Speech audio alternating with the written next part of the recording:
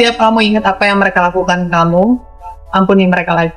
Setiap kali kamu datang ke tempat itu lagi, dan kamu ingat lagi apa yang terjadi, ampuni mereka lagi. People hurt people karena mereka sendiri tersakiti dalamnya. And it's so hard, sangat susah untuk kita mengerti bahwa kayak dia jahat banget sama aku, gimana aku harus berempati ke dia gitu, after everything, setelah segala sesuatu yang dilakukan orang itu ke aku. Like how? Jarang kamu menekan egomu, kayak ngomong ke diri sendiri, like, oke, kita bertahan sedikit lagi, bisa kok, mengampuni kok. Tapi nggak berhasil. Tapi semua itu kayak sia-sia aja. What should you do? Pertama, kamu harus sadar bahwa dunia itu indah dan sempurna. Tuhan gak pernah menciptakan segala sesuatu yang gak perfect, karena dia sendiri adalah perfect. Tapi ketika dosa masuk ke dalam dunia, it corrupted the world. Itu kayak anggapannya gini, sistem bagus tapi ada orang-orang korupsi kan. Nah, dosa ini tuh kayak gitu. Korupsi itu membuat yang sesuatu yang bagus itu jadi gak maksimal dan justru membawa kepada banyak kehancuran. Ketika dosa itu masuk, kita jadi orang-orang yang kena imbas dari dosa. Kena imbasnya gimana? Jadi contohnya gini, ketika ada yang jahat, ketika ada orang selingkuh misalnya kayak gitu, yang terluka itu bukan cuma pasangannya. Kalau dia sudah menikah, yang terluka adalah orang-orang di sekitar pasangannya. Bisa jadi keluarga pasangannya, anaknya sendiri, dan orang-orang sekitarnya. Itu membuat atau menciptakan yang namanya trauma-trauma, pain, rasa sakit, and all those stuff. Dan biasanya orang-orang yang mengalami rasa sakit ini, karena dia nggak benar-benar mengerti kasih yang sesungguhnya, dia jadi orang yang punya kecenderungan untuk menyakiti orang lain juga. Tanpa kita sadari, kita sendiri pun ada kecenderungan kayak gitu. Kadang kita ngeliat ke belakang ke hidup kita, oh, there are things in my life yang aku lakukan tidak sesuai dengan firman Tuhan, karena ternyata itu adalah respon aku terhadap suatu trauma yang aku punya atau pernah alami. Dan dari kesadaran itu, kita harusnya jadi paham bahwa orang-orang yang tersakiti ini akan punya kecenderungan untuk menyakiti orang lain. Bukan berarti kita membenarkan hal tersebut, tapi itu adalah kecenderungan yang sangat nyata. Hurt people. Ada saying kayak gitu. Ketika kamu tersakiti, kamu akan cenderung menyakiti orang lain juga. Ketika kamu, contohnya aja, kalau kamu mengalami suatu kebaikan hari itu dari seseorang, kamu pasti punya tendensi untuk ngelakuin kebaikan ke orang lain. Begitu juga sebaliknya. So I want you to know that whoever that person yang menyakiti kamu, mereka juga pernah tersakiti. Ngapain kan tadi di awal aku udah bilang, ngapain aku harus berempati, ngapain aku harus punya pemahaman ini. Kamu harus punya pemahaman ini supaya kamu ngerti cara pikir Tuhan. Tuhan tahu kamu gak kuat ngampunin sendiri, itu tahu kamu gak akan mampu untuk secara sempurna melakukan segala sesuatu yang ada di hukum Taurat, di hukumnya, di petanya. Jadi yang dia lakukan adalah dia tetap mau kamu diselamatkan. Dia adalah suci, dan kita yang sebenarnya berdosa ini, corrupted by sin, itu sebenarnya gak bisa deket ke dia.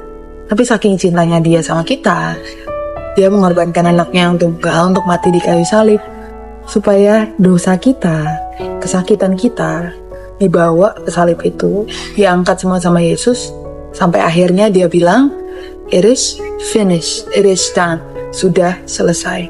Ketika Tuhan Yesus bilang di kayu salib bahwa sudah selesai, itu termasuk semua rasa sakit kita, itu termasuk semua kekecewaan kita, itu termasuk semua kepedihan-kepedihan kita.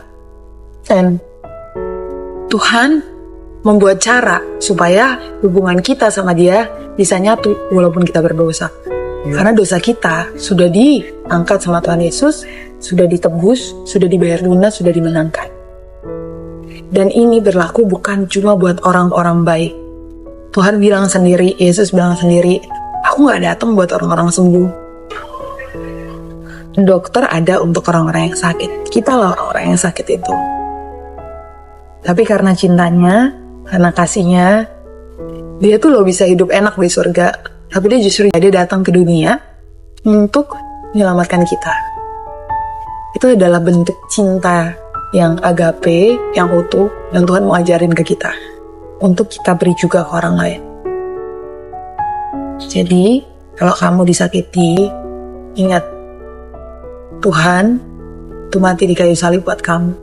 Dia mengasihi kamu, dia kasih kamu hidup yang baru, dia kasih berkatmu yang gak pernah berhenti. Contohnya aja, kamu bisa nonton video ini, kamu bisa punya HP, kamu bisa punya internet, kamu masih punya atap yang bisa melindungi kamu bisa tidur, kamu bisa ngelakuin segala sesuatu yang kamu mau. It's all because of His blessing. Dan dia mau kamu jadi ambasadornya juga. Kamu jadi bukti dan contoh di dunia bahwa kasih yang sesungguhnya itu masih ada. Ampuni dia lagi. Ampuni orang yang udah nyakitin kamu lagi. Oke?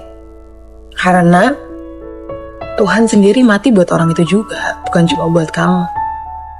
You have to have love yang kayak gitu. Kamu harus punya cinta yang kayak gitu juga. Kenapa?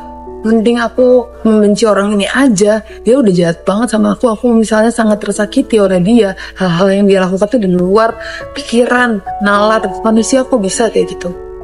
Itu yang terjadi sekali lagi kalau dosa itu ada. Tapi bagian kita adalah untuk mengandalkan Tuhan, minta tolong sama Tuhan Yesus. Tuhan Yesus, aku gak kuat nanggung semua ini, mengampuni mereka, tapi Engkau kuat nanggung dosa orang yang bersalah. Pas engkau gak bersalah, pas engkau gak berdosa sama sekali. Ajar aku Tuhan. Minta tolong sama Tuhan. Bahkan dalam rutinitas kamu sehari-hari kayak ngomong aja sama Tuhan. Tuhan tolong. Setiap kali kamu ingat orang itu, bilang, Tuhan tolong, aku mau ngampunin mereka. Aku mau ngampunin mereka. Aku mau Tuhan taat untuk jadi hamba-Mu yang seutuhnya. Yang gak cuma nerima berkat-berkat aja, tapi benar-benar memikul salib. Yaitu mengampuni orang-orang yang menyakiti kamu contohnya. It's gonna be hard.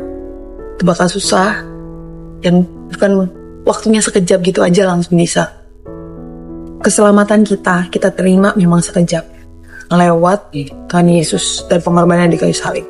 Tapi yang namanya pertobatan, tapi yang namanya pengampunan, itu butuh waktu. It is okay. Tapi dalam waktu-waktu ini, Tuhan akan ubah kamu secara luar biasa. Ingat, ada berkat dari kesetiaan. Ketika kamu setia mengampuni, ketika kamu setia mengasihi, Tuhan lihat itu. Dan percayalah, ketika Tuhan mengambil sesuatu dari hidupmu, ketika ada hal-hal yang pergi dari hidupmu, Tuhan itu punya ribuan cara untuk ganti itu dengan yang lebih baik. Kamu mungkin belum ngerti sekarang, tapi suatu saat kamu akan ngerti. I pray that whoever, siapapun yang menyakiti kamu, kamu akan ampuni. Karena ketika kamu mengampuni, hidup kamu jadi lebih ringan. Hidup kamu jadi lebih menyenangkan. Karena hal negatif ini gak menguasai harimu. Dia bisa aja ngelanjutin hidupnya tanpa sadar pernah nyakitin kamu, and that's okay. Dia bisa aja gak pernah minta maaf sama kamu, and that's okay. Forgive them anyway. Ampuni mereka aja. Okay? Kamu layak dapat hidup yang bahagia. Kamu layak dapat hidup yang penuh sukacita. Dan lepaskan saja. Pertama, ada yang namanya hukum tabur tuai. Yang kedua, Tuhan ngajarin kita gak jadi kayak standar dunia ini. Tuhan bilang apa? Kasihin mereka. Dan kata Tuhan juga, bahkan ketika saat dia paling menderita di atas kayu salib, dia ngomong sama Bapaknya, Bapa, ampuni mereka, karena mereka tidak tahu apa yang mereka lakukan.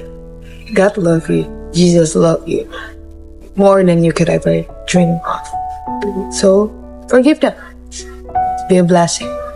Bahkan ketika kamu sedang seperti tidak merasakan blessing. If this video helps you in any way, share ini ke teman kamu. Kamu rasa butuh denger ini. You're so loved, and I love you, and Jesus love you.